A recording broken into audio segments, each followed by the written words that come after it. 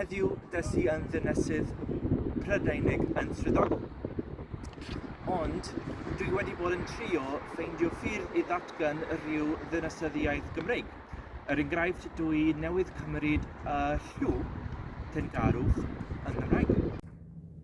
Roddaf fy'n hengarwch i'r Deyrnas Unedig, ac fe barchaf ei hawliau a'i rydydau, ar adelaf ei gwerthoedd democrataidd, glynaf yn ffyddlon wrth ei hyfreithiaeth a hyflawnaf fy'n yswyddau am rywmedigaethau fel dynesydd Prydeinig.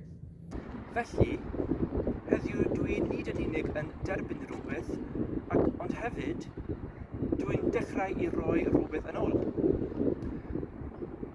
Dwi'n moyn cymryd rhan ym mywyd dynesig fel dynesydd Cymreig newydd. Yn y cyfnod anodd hwn, mae rhaid yn ddiffyn Cymru yr Gymraeg. Yn arbennig yn ystod y cyfrifiad, bydd mae rhaid i ni gyd gael yn clywed. Hoffwn i'n diolch i bawb sy'n wedi croesawu fi yma a sy'n wedi cefnogi i ddarganfod a dysgu'r Gymraeg. Mae'n bwysig achos Cymru oedd fy ffordd i fod Brydeinig.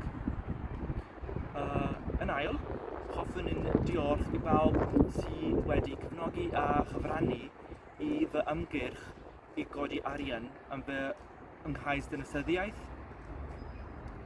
Buwch chi yn anhygoel pan hyfrannwch chi y swm roedd eisiau i fi mewn wythnos. Chi wnaeth hyn yn wirionedd.